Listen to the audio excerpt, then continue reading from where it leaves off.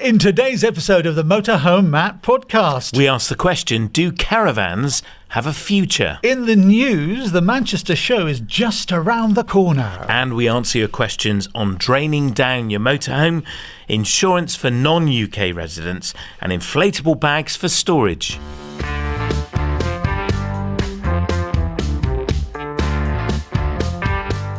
Welcome to the Motorhome Matt Podcast. I'm Keith Gooden. And I'm Motorhome Matt. Industry insights and expert advice for the world of motorhomes, caravans and campervans, all brought to you by thatleisureshop.com. Now, if you're listening, please remember to follow on your favourite podcast app.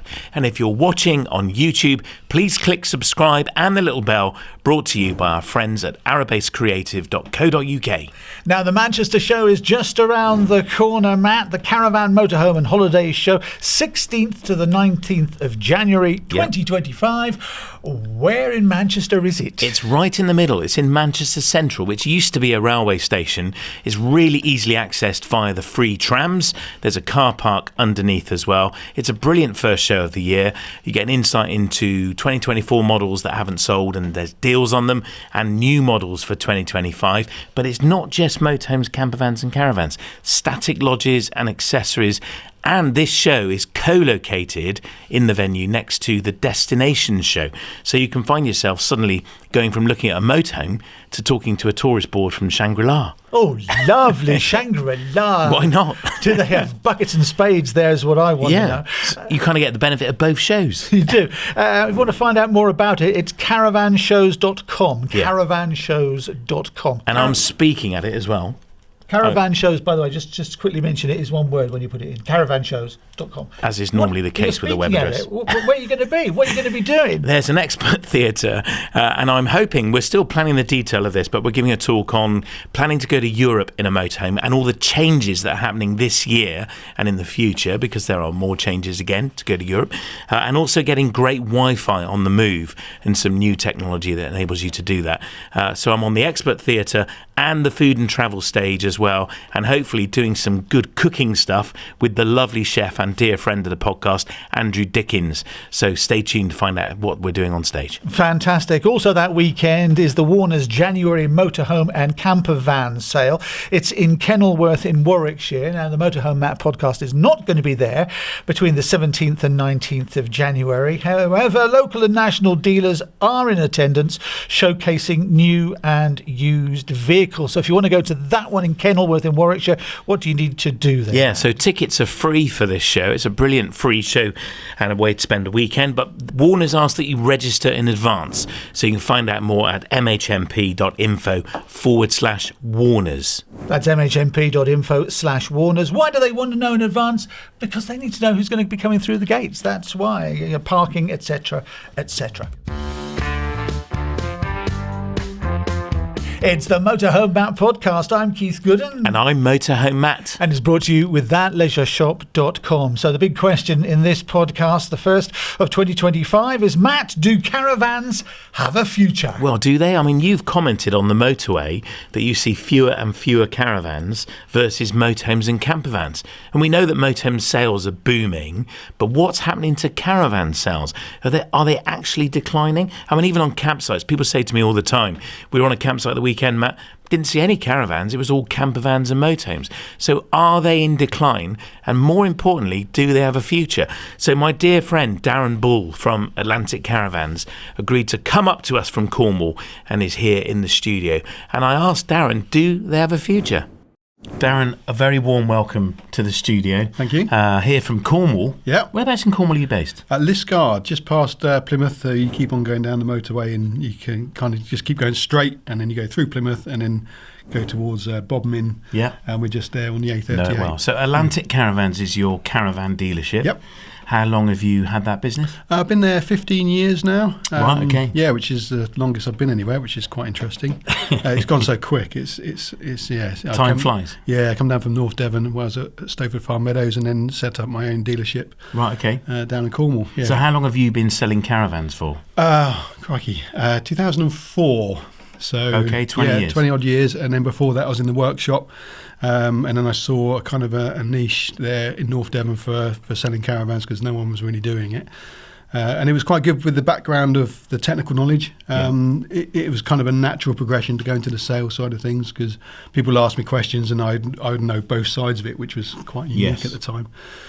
So you are as close to Caravan Colin as I can find. Yeah, pretty much. I've got from the technical side of it and from the sales side of it. Yeah. And you launched your YouTube channel a few years ago. Yes. Which is kind of how we met, wasn't it? When you were giving kind of commentary on the industry, which I found fascinating, and we kind of rubbed alongside each other in the industry for a while. But it was when you did your YouTube channel that you became really visible. Yeah. Because not many people are prepared to do that. No. Not very few people are prepared to do this. Yeah.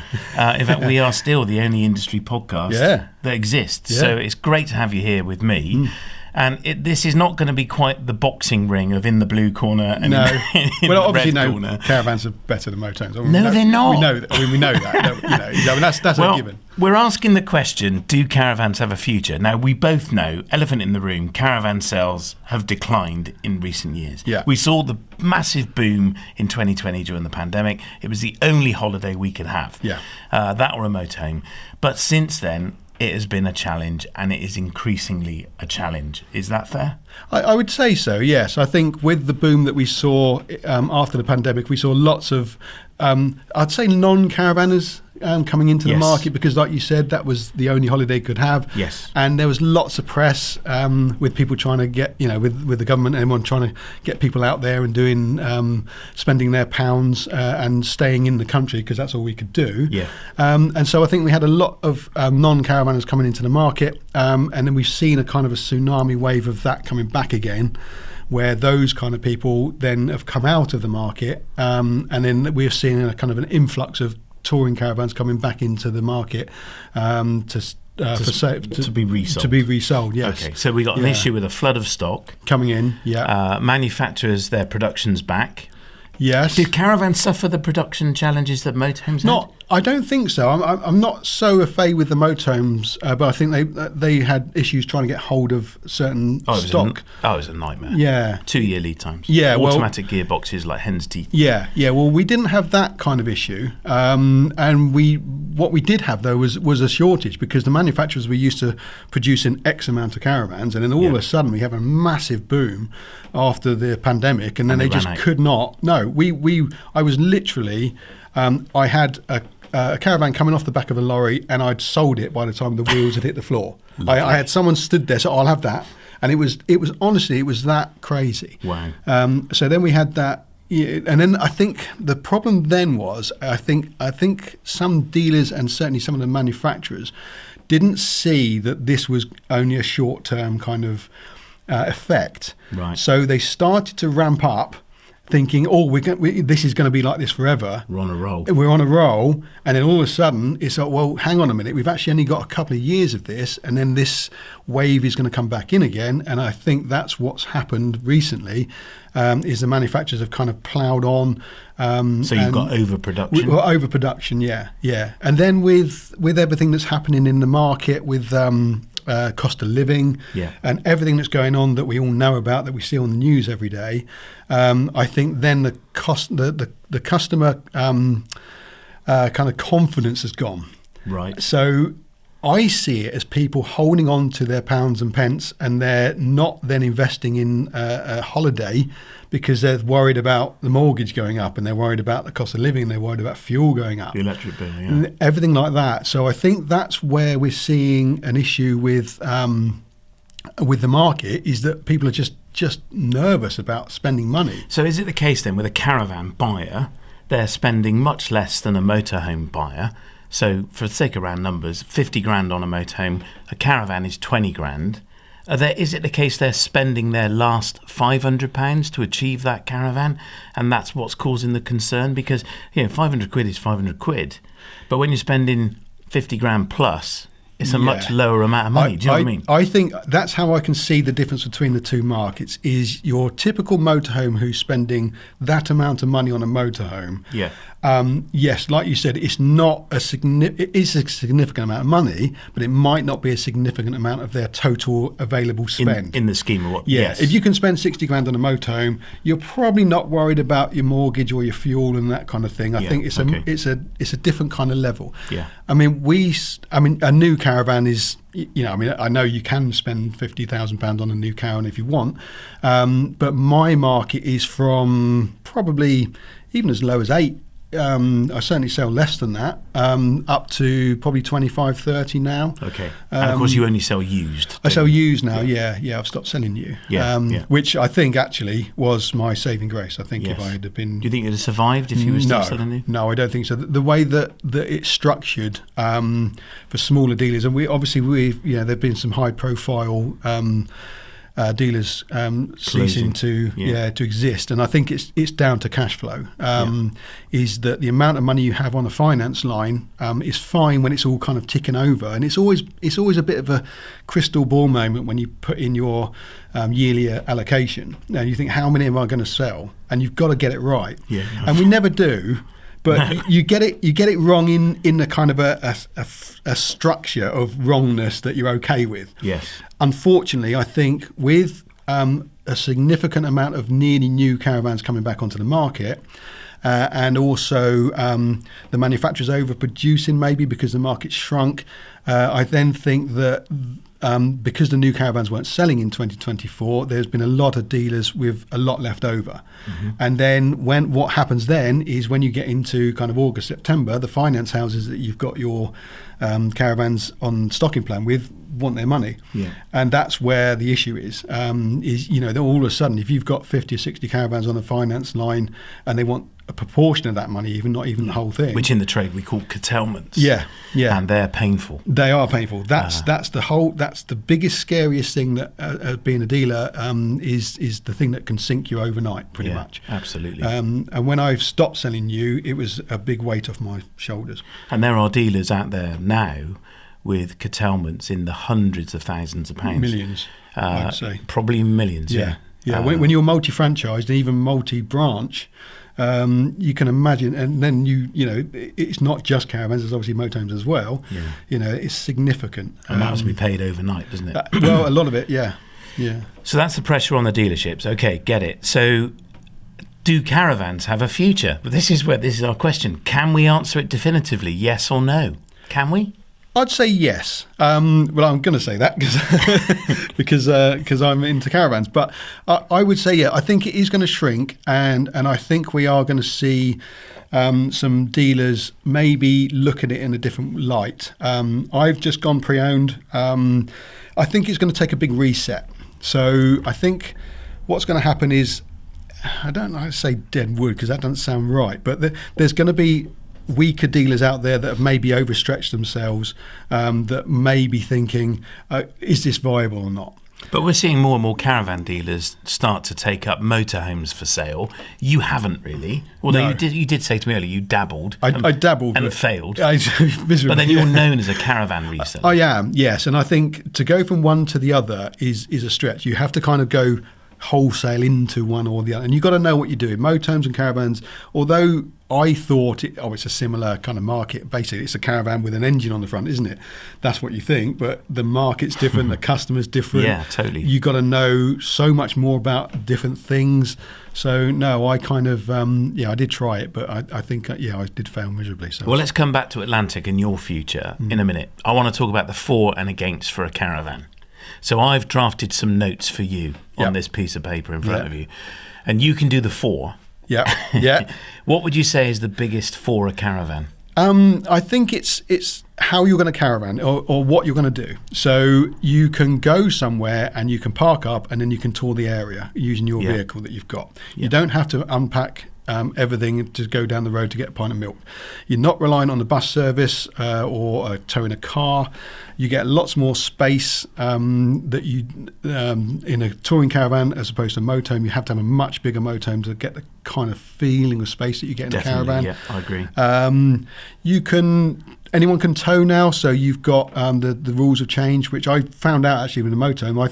I thought that you could tow over 3.5 ton with the new law, but I don't think you can you? No, it's 3.5 ton limit, train weight of 7 ton. Yeah, this is it. So I wasn't aware of that. So so it's easier to actually own a caravan. I find that interesting, you see. So anyone can now tow a caravan at any age. Yeah. And a caravan over 3.5 tons is it's not a touring caravan. So you can have a train weight of 7 tons. So your car can be up to 3.5 ton and tow a caravan up to 3.5 tons, so long as the towing ratio is right. Yeah, that's in theory. I think that's more to do with the towing in general. So yeah, it is. Yeah. But, that's a big caravan, and you have a big car that can tow it. Yeah. But surely, why doesn't that open the door to loads of youngsters that want a caravan? Is it because caravanning just isn't cool anymore? Was it ever cool? I'm not sure it was. Okay. But because the thought of a caravaner is a grey market person, isn't it? Older person. But I've never seen that. But there's been innovation. I mean, we need innovation in our industry. We know this. Yeah. And if you don't innovate, you evaporate. I'm always saying this. And we're seeing a boom in teardrop caravans, the tiny miniature caravans. But the big tag axle caravans, my daughter, who's 22, passed a driving test a year ago, can now legally get in an appropriate car and tow that caravan. Yeah. Yeah. Why is she not compelled to do that, other than the fear of, blimey, I'm not driving that? It is a scary thing to do. Yeah. The teardrop things I've never really seen that boom in that market. I think Swift did okay with the base camps, but it was always very nichey. Right. Okay. I don't see them as like proper caravans. Proper caravans. Yeah. I don't. There is a niche market for them. You hear that, Swift? And Adria, you're listening to this? Yeah. Well, the Adria action's amazing. It is, but you can't sell it. Okay. You cannot sell it. It's the same with the base camp. I have to be honest. It's a certain niche of person, isn't it, that loves. They tend to be very outdoorsy. Yes. Big hikers, walkers. Yeah. Very active people that buy one. Now, there are two types of caravan owners that I see. You've got the caravaner, which is the hobbyist, and you've got a holiday maker. Right. There's two distinct branches of that caravan, and once you work out which side of the fence they're on, are they seeing a caravan as a means to an end? And this is what you see in Europe more. So the European person is more an outdoorsy person. They see a caravan as a means to an end to be outdoors and the trend for short holidays. Yeah, exactly. Yeah. Then you get the caravaner. The caravaner is now buying a caravan to caravan. Okay. It is the hobby is the caravan and using it, and then they're the guys that spend the money on all the little bits and bobs. They're the people that do all their due diligence. They know more than I do half the time. when you're dealing with an outdoorsy person, it's a lot easier to sell them a caravan. Interesting. Yeah, they just see the whys and the wherefores. Can I sleep there? Yes, I can. Can I make a cup of tea? Yes, I can. Right, I'm off out. Okay. When you have a touring caravan person who's really into it, that's where you start to really need to know your stuff. And when you said about caravans having a future, I think that having those two branches working alongside each other, there's not one type of caravaner, because there's two types of caravaner. I think you're always going to get a proportion of each one of those in the market. So people buy caravans and they love them, and they'll polish them, and they'll be on the driveway, and they'll that's that caravaner person. And I don't think it's interesting. It's an interesting thought, actually. Are we going to see those people coming up through when their parents have maybe brought them into caravanning? Are they going to get that bug, or are they not?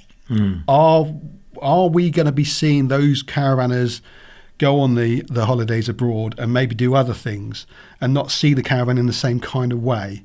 And that comes down to obviously all the other things that we have issues with, is the weather and the price of doing it. On my YouTube channel, a constant theme is the amount of money that they're charging for the sites and the electric and all this kind of thing. Yeah. So campsites are being blamed. They are. For the demise of the industry, which is utter rubbish. It is utter. When you actually look at it, it just seems to be a bit of a meme that's going around that people have picked up on. Yeah. And then someone said it on some YouTube channel or somewhere, and then someone said, oh yeah, well, of course the prices have gone up, but they actually haven't. No, I mean, they're in line, aren't they, with where we could be. Caravan parks have put their prices up. Touring pitches have gone up in price. Yeah. That's a given. Yeah. But I really don't believe that they're the reason we're seeing this commercial change and the trend for sales of caravans being in decline. I don't believe that campsite pitch fees are the reason. No. Isn't it just the case, though, Darren, that a caravan is just a hassle. I mean, you say, yeah, you can park up. I liken it to a bicycle wheel. So the caravan's the hub, and you use the car to do all the spokes to visit the rim. Yeah. But in a motorhome, you just tour around the rim, and you can be in a different place every day. You might visit the hub, but you're back out on the rim, and you do that. It's a touring holiday. Yes. It's a very different type of holiday. But you can't do that in a caravan, can you? No, you can't. And it is chalk and cheese. It is a different thing. So unfortunately, you can see the parallels between the two, caravan and motorhome, because it's a similar holiday. Yeah. But actually, when you unpack it, it's totally different. Yeah. When I'm trying to sell a caravan over and above a motorhome, I always ask the customer, what are you going to be doing? Is the holiday a road trip? Yep. Are you going around and looking at everything and then stopping here and there? Because that's really where motorhome comes in. And I've always thought that we are underdeveloped here for motorhomes in the UK. I think you can go abroad. Obviously, you all know a lot more about this than I do. And it's a lot more geared up for motorhome use with the airs and all that kind of thing. I know with Brit stops and things like that, you know, caravans are not allowed on there. Well, they're not. No, so that's the difference. So that's why I think in Europe it's more geared up for motorhomes, whereas in the UK you can't stop on the side of the road, can you? But that's the same here. Increasingly, people want a van that they can do the van life thing and do a non-campsite park up. Yeah. You can't do that in a caravan. No, you can't. Is that part of the reason that we're seeing a boom in campervan motorhome sales and thus a decline in caravan sales? I'm trying to think how we answer the question. Yeah. You say caravans have a future. You give a very definitive yes. Yeah. I don't think it's as simple. I don't think it's as binary as yes or no. I think it's complicated. Yeah, I think it is. But then when you look at, as we touched on before, about the price difference. I mean, you spend £20,000 on a motorhome, and you're probably the last owner. You're buying a load of trouble. You spend £20,000 on a caravan, and it's nearly new. Yeah. So I think it's a different entry point, and it's just a different kind of caravan holiday. But you say that, and I say again though, yes, you can buy a nearly new caravan for 20k. You can buy a very lovely second-hand one for that money, but we're seeing sales decline. Why? What is it? Is it just that they're a hassle? Is it that people are? Is it the hashtag van life on Instagram is one of the biggest trending hashtags on social media? Is it just that van life, campervan, motorhome are just more on point? No, I honestly, I still think it's down to the economics of the customer buying them. Right. I think when you look at a caravan person who's buying a caravan, we are also seeing a decline in having your house built, or everything in that kind of price range is lower. Car sales are going through the floor. Yes, you have to have a car, but that other car you don't have to have is you're not buying it. So I think what tends to happen, and we have seen this before in 2008 when we had the crash and everyone was doom and gloom. That was the last time we had a massive amount of touring caravans overproduced. It takes about 3 to 4 years to wash through the vans that have been produced and also to gain that confidence back in the market. And I think what people tend to do is they listen to the news and they listen to everything else and they see what's going on, and maybe a change of government doesn't help. They get nervous. Yeah. They hold on to their money. Then what happens is after about 18 months or 2 years, they kind of peep their head over the parapet and go, hang on a minute. Well, we get tired of not being allowed to spend it. Exactly. That is exactly my point. And I think that you then think, look, the last 2 years, I've got this old caravan that I've been patching it up, and on that point, actually, our workshop is doing really well because people are spending money on. They're keeping the old one. Yeah. Okay. So that's the kind of the upside of it. Yeah. But then after a couple of years, they think, look, I'm fed up with this caravan. I really want to change it. Maybe in that period of time they've gone from a different layout because the kids have grown up or something like that, and it takes a couple of years, and then people think, right, okay, no, I've had enough. I'm going to spend the money because otherwise I could be dead tomorrow. You don't know what's going to happen. But I think that confidence, it just comes back in time. Yeah, but there are still though challenges to caravan ownership. You mentioned houses. Increasingly, new builds have a covenant where you're not allowed to keep caravan on the drive. In fact, a lot of new houses don't even have a drive. No. Around here, there's hundreds of new homes being built. They're lovely, Yeah. but there's no driveways No. and very small gardens. It's all about getting as much housing stock in that land as possible. And there's cars on the pavements. I mean, it's chaos. Yeah. 2-car homes are just causing a nightmare. Yeah. And I don't think the house designers are thinking about this. So that's an issue if you have a caravan. But You've then got- isn't that the same with motorhomes? So if you've got a motorhome, where do you store that? Yeah, that's very true. But then would a motorhome owner, they probably may not, because they're spending more money on a motorhome, perhaps they're not buying that little 2-up, 2-down house. No. Yeah, and that's where we're back. We're again generalising to, here, Yeah. which is awful. Yeah. But another pressure is EV. I mean, we're not talking about this for more than a minute. No. Right? But the move to EV cars, that's going to put a massive pressure on people having the ability to tow a caravan if they're in an electric car. Yeah, no, it definitely is. And if you live in a ULEZ, you've Yeah. got to have a petrol car, Yeah. a small one, or an electric car. Yeah. And they're changing, and as soon as it's all going to have to be Euro 7. I think that is certainly a significant thing for the future, but I don't think what we talking about.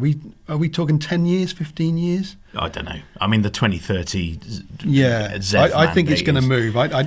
I don't know. We're not talking about this for any length. No. Well, that's it. We've had a minute. Yeah. Let's move on from Done. that. So let's move on. I want to talk about the bigger industry picture, because you and I can talk about this as industry insiders. Yeah. I call us that.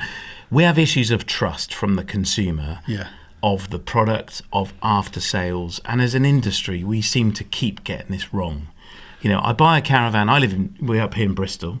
I buy it maybe north of here, Birmingham, and I bring it to you in Cornwall. You're an unusual dealer, as you will service it. Yeah. Because you're about trying to acquire the customer, and where you are, you're the only service centre, Yeah. and you have a great reputation for doing that.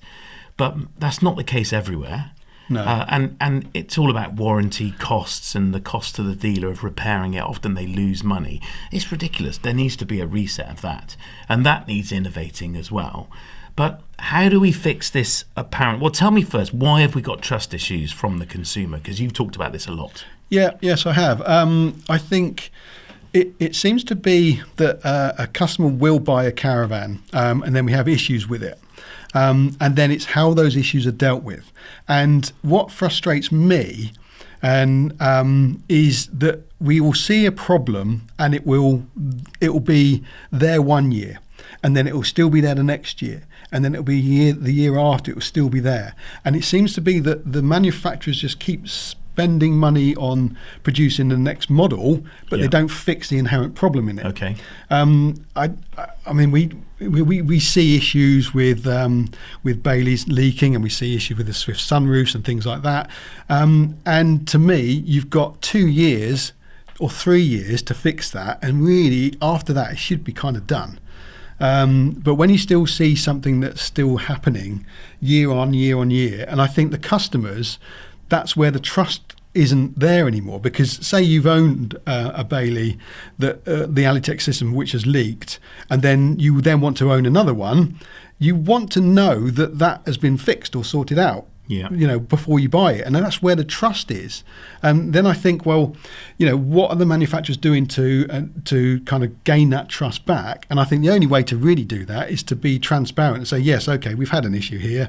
This is what we're doing to rectify it, and that needs to be happening. And I don't see that happening. Really? Now, you've called out Bailey, but this is not unique to them. No. To be fair to Bailey. Yeah, no, I don't. I was trying not to do that. This tends to be, am I right in saying, more of a British manufacturer issue than a European? No, it's not. Okay. No, and this is where we think that that there is an issue. But having sold hobbies in my time, they're the same. Made in Germany. Yeah, they don't have the same kind of issues, maybe, but they still have issues. So is there a caravan you've ever come across that doesn't leak?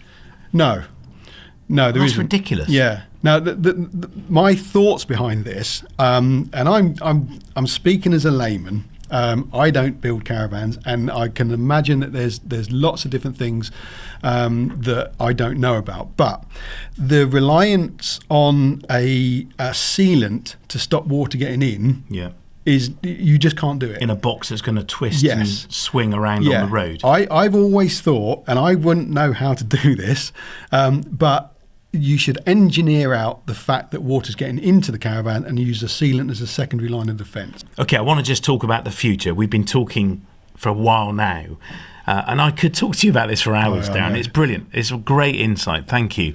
But you talk about construction techniques. Did you see in Germany at the Caravan Salon the Chinese caravan manufacturer that made a monocoque caravan that looked like a car? Yeah, I did see that. Surely that is going to destroy the current methodology of building a caravan. No, it's been done before, though. Has it? It has been done, yeah. Why didn't it catch on? So let me explain. So this, you imagine a car, you've got a metal car, yeah, and it's all welded, metal welded. Yeah. And the Chinese had a caravan. It was a kind of a pilot scheme, is that what you call it? It's like a demonstrator. And it was a one metal unit. It was very light, incredibly strong. There's no way it could leak. It's like a camper van. You know, it's a metal van, basically. Won't that just take over how caravans are built? I'm not sure, because I think because they've done that in plastic, haven't they? So we have had a monocoque. Yeah. So we have, but I think it's so much more. There's so much more to selling a caravan than just having something that doesn't leak. And when I spoke to the Germans about them wanting to bring a caravan into the UK market, it's not just about it not leaking. It has to look right, it has to behave right, the layouts have to be right. So there isn't one quick fix that is going to solve the caravan industry issue. You have to get them all right. You have to get absolutely everything right so that the manufacturers know what they're trying to sell to that individual market. Yeah, but surely a fundamental is that it doesn't leak, especially selling it in the UK where it blooming rains all the time. Yeah. Yes, it would be a great thing to have, but I don't know. There's going to be a lot more that would have to go into it to I'm sure. stop that. Yeah, but the industry needs to innovate. That certainly is the case, isn't it? Yeah, and you've kind of, you're kind of echoing that back to me. Yeah. Well, but this is where, when you say about the future of caravans, it is that if you're trying to spend £20,000 or £30,000 on a touring caravan and you're not confident that it's not going to leak, that's where the issue is. Right. How can you go forward and think there's going to be a caravan industry when you're trying to sell something to someone that is a significant amount of money that they know has got an inherent problem in it? Yeah. Why would you spend that kind of money? Yeah. So that's thing one. You have to. Yeah. First day of caravan build school. Yeah. Make it not leak. Yeah. But they've been doing it for a long time. And what I've never quite understood, I did a YouTube video on it recently. Actually, is I had a 25-year-old caravan on my forecourt, dry as a bone. What is going on? And everything on it worked. Everything worked. Now, do you think that's an issue? And then I want to move on to another bit of this, is that we just demand too much from the caravan, too much tech in it. Yeah. Electric up and down beds and fancy heating, funky lighting. Are our consumer demands too high? I think, and I did do a video entitled "Is It Your Fault?" or something like that. Did you? Yeah. Are you asking too much of the caravan manufacturers? And I think the answer may be yes, but because we also, in the same vein, we get people saying, "Oh yes, I only want a basic caravan. I don't want touchscreen this, and I don't want CAN bus systems all over here." Yeah. But then when you actually produce something like that, and I've spoken to the manufacturers about this. I spoke to Dometic about their fridges. I said, "Why are you using everything with printed circuit boards? You had a Dometic 212. It never broke." No, that's right. I mean, it was every 10 years you had to clean it out, but it worked. Why are you having touchscreen? And they said, "Well, we tried to reverse engineer it. Customer didn't want it." Interesting. Yeah. Interesting. I had a conversation with Simon Howard at Bailey and said, "Would you ever produce a caravan that is really Billy Basic?" He said, "We did. I forget what it was called. You'll know." Yeah. And he said, "We didn't sell it. No. It would be in the showroom next to the next one up that had a few extras, and that's the one we sold." He said, "All it did was help us sell the next model up." Yeah. Oh, Swift did the Freedom. I mean, it was, but they did that on the basis of what the customers were telling them. Right. And then the customers say, "Oh yeah, this is what we want," and then the manufacturers go and make it, and then no one buys it. No, right, interesting. That's just human nature, I guess, isn't it? It is, yeah. My cave's better than yours. Yeah. That's the thing. Yeah, we get the shiny penny syndrome. It's only an extra £1,000, I'll have that. It's got more on it. Yeah. And so, maybe it is our fault. Maybe it's our fault. I think maybe we're asking too much of the manufacturers, and it's not fair to load them with, yes, we want it at a certain price, we want it at a certain weight, but we also want all this stuff in it, and it's also got to be touchscreen, and it's got to do this, and I don't think it's fair to ask that of them. I want to touch on a future gaze with you about succession. So we've talked about this in the past, about where's the next generation of motorhome caravan dealership owner coming from. Where are they coming from? Where is the next generation of dealership ownership coming from? It's an interesting one that we both kind of looked at each other and thought, I hadn't thought of that before. So when we pack challenge, up, I think it's a real issue. I think so. You have a natural succession with some of obviously the big dealerships have been passed down from fathers to sons and things like that, and daughters, but is that going to happen again? So when a next generation of people come along and they see the market shrinking, is it going to be viable? Are they attracted to it? Yeah, because it is hard work and you've got to know your stuff. Well, all we've done is spent the last half an hour putting people off. Yeah. Why would you want a caravan dealership? All they do is leak. Yeah, you don't want to do that. But where is this really an issue? I think it is. I think it is because it's been uncertain with other dealerships packing up this year. I've been looking at what we were doing as a business, and you think, is it still viable? Because the market has shrunk. I still think that it's going to probably pick up in a couple of years for the reasons we've said. Yes, and it'll be okay. But if I was in a position where actually it's going to be another 5 or 6 years before it picks up, is it viable for me to carry on doing what I'm doing? Mm-hmm. And then if I say I was in Southeast Cornwall where I am, and I stopped, who would come and fill that void up? Is there another succession of people who would see the need for a caravan dealership and then want to do it? But I don't know where they would come from. So what do we need to do as an industry to attract younger, fresher blood into it? I'm not sure. that is a tricky big question. That is a big question. And it's one as an industry I think we need to figure out. But I think we need to focus on it because I don't think we are. I think at the moment we've got short-term challenges of selling through the stock that we're all lumbered with, particularly ones that are selling new. But I think there's a bigger picture here where the savvy dealers are going to be working on attracting youngsters into the business. We keep talking about Bailey, but again, we've been working with them recently, and I have to say something they do exceptionally well is attract young, fresh blood into their business. The design team are amazing, and they're all late 20s, early 30s, it seems to me, and they're coming in with brilliant new ideas. Well, they're the people that see the technology and they're interested in the technology and they're not scared of it. And they're going to see things. I mean, with the advent of AI, I use AI quite a lot on my daily basis, and when I speak to people about AI, they think, well, what's that? But that is going to revolutionise how things are made. Of course it will. It will be the next, and you have to then have people that are savvy with that coming in. So it's very difficult for me to, when I start speaking about AI to my customers, they don't know what it is and not really interested in getting involved with it. But the younger people, it is in everything that they do.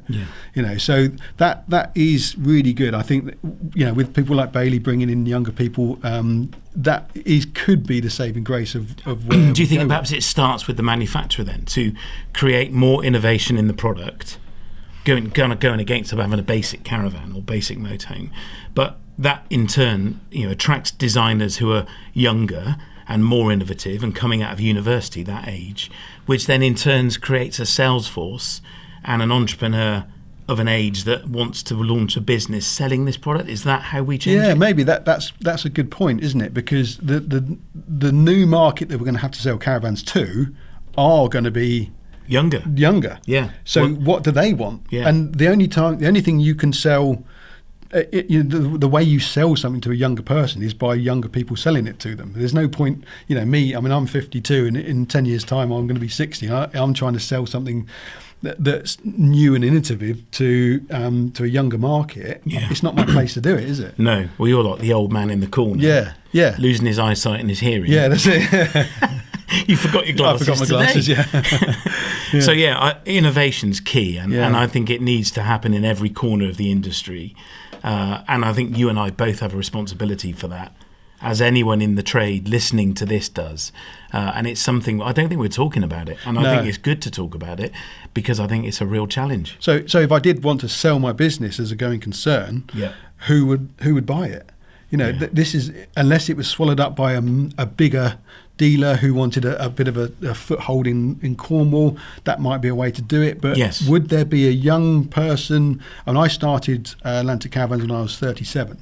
So, and I'd been in the industry since I was 19, 18. Yeah. So are those people in the sales force now? There are younger people around there. There definitely are. When you go to the shows, there's some absolutely brilliant new sales people. I look at them and think, oh, they've just got it. But out of those people, are there going to be entrepreneurs that can see the future and then want to do it as well? Yeah, interesting. That's a big challenge I think we've got to try and figure out. So where can people find out more about you, your business, and online and so on?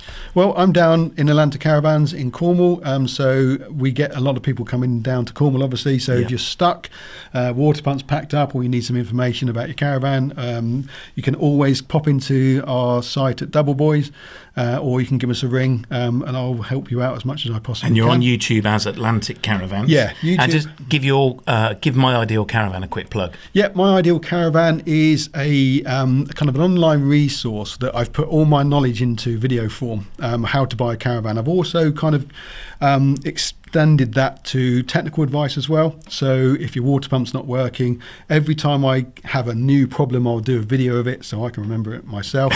But also there's AI on there as well. So I've got a new thing where I've put all my knowledge into an AI bot. So you can ask the AI bot a question and it will come up. But I have had a lot of people asking questions that are beyond its remit. So you've got to kind of give it a little bit of grace. It's only stuff that I've populated. I've got this terrible rash. Yeah, don't ask it that. Yeah. So where can people find out more about that? That's My Ideal Caravan, so you can sign up to that. There is a fee to it. It's £9 for a year, or $9.99. It is cheap. I wanted to get people using it, and also because it's a bit of an entry level kind of go at it. It needs a little bit of work to it. So I've gone in cheap with it. So it's an early adoption. Save some money. Yeah, definitely early adoption, and I need people to help me make it better as well. Okay. So go in there. So it's myidealcaravan.com. myidealcaravan.co.uk. Have a look at that. And then I think the AI thing is the future. I think that's the way people are going to be searching things. And once you start using it, you don't go back to using Caravan Colin, aka Darren Bull, yeah, from Atlantic Caravans. Thanks so much for coming in. Really interesting to get your insight. It feels like we've scratched the surface. Yeah. There's so much more we could talk about, and perhaps we will in a future episode. But thanks for coming up from Cornwall. Been fantastic. Thank you very much. That's Darren Bull, the owner of Atlantic Caravans in Cornwall. Well, big question for you. What do you think? Do caravans have a future? It's the Motorhome Matt Podcast. I'm Keith Gooden. And I'm Motorhome Matt. And it's brought to you with thatleisureshop.com. Let's do our Q&A, the question and answers, where you ask Matt the questions. And if he doesn't know, and it's very unlikely, he will ask somebody who does. So a good way to get more info. First of all, John Tremaine. He's also in Cornwall, in Truro. Hi Matt, it's John Tremaine from Truro. I have a 24 Adria Compact DL motorhome. And regarding the winter drain down, my motorhome has an inboard Lily diaphragm pump with a compact water filter attached alongside. My question is, do I need to unscrew the filter sump cover and remove the water to avoid it freezing and cracking the component?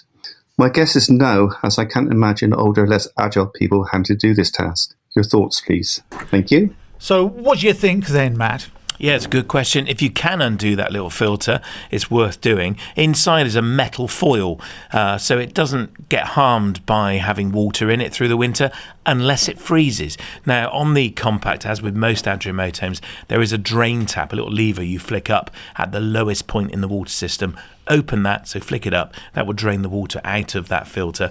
If you can undo it, then as I say, it's worth doing. Water is going to go everywhere, so get a baking tray underneath it before you do to catch all the water. You might have to put a rubber band around it or a tea towel to get hold of it. Rubber glove is always good. Yeah, put a rubber glove on and do it. Yeah. You've got loads of those.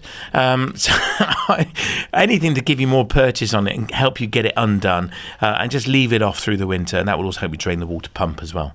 Cheers, John. Thanks for the question. Sean Morgan is a bit further afield. He's in Newcastle in Australia. Hi, Matt.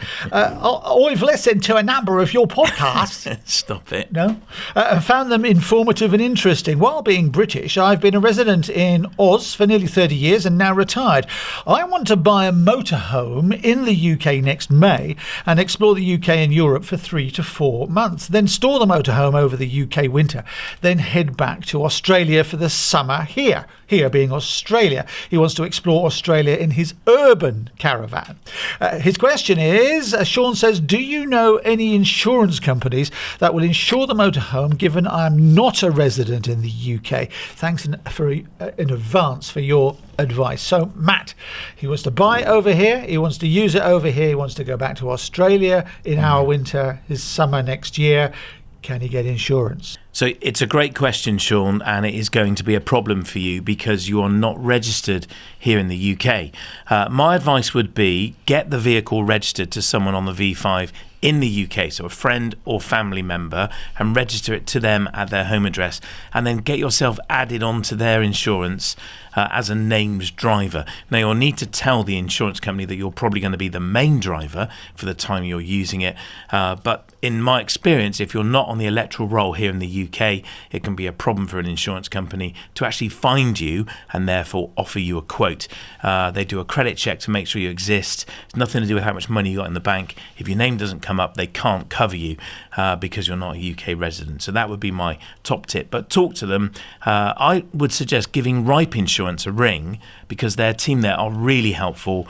And if you use the code Motorhome Matt, and they will insure you, they'll give you 15% off the premium as well. And will insurance companies, Matt, insure somebody who's a foreign national who then wants to buy something here, put it in storage in the UK next winter our time, summer here's, go back to Australia? I mean, it's all about risk, isn't it? Would you insure somebody on that basis? That's why it's important to tell the insurance company all the details that you've got, because if you do need to make a claim and you haven't told them anything, you're not covered. Yeah, I often hear them read that insurance companies don't want to pay out. Well, they do, but if you've not given them the full story, they're not able to pay out. That's the issue. So be honest with them. That's critical. And when you are storing it, I'd recommend considering somewhere very safe and secure rather than a farmer's barn with a 5-bar wooden gate. We have a storage business, MHC Storage, and it's a CASOA registered storage facility. It's a gold one, and we actually have loads of Australian-owned motorhomes in it through the winter. People from Australia, New Zealand, from Texas, Florida, all over the world.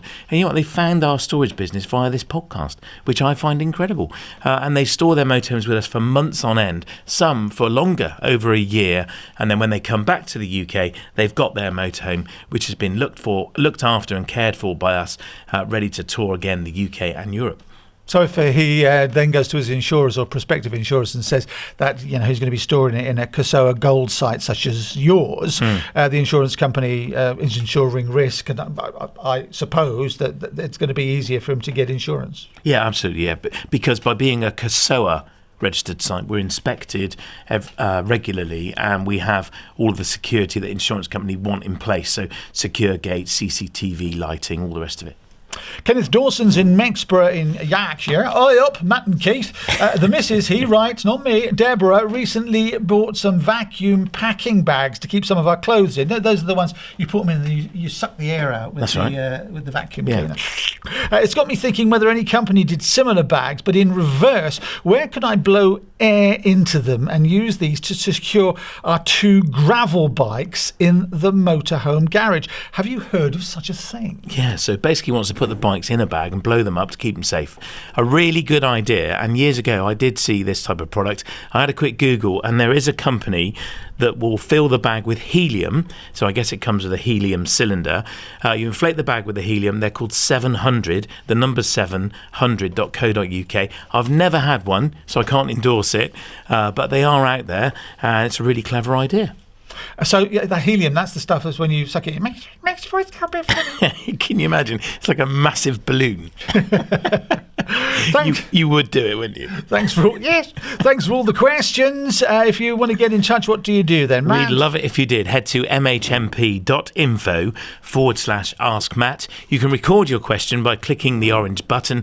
Please tell us where in the world you are, or you can fill in the form and Keith and I will read the question for you. You can leave us a review at mhmp.info/review. And if you're watching on YouTube, please remember to subscribe and click the little bell, brought to you by arabasecreative.co.uk.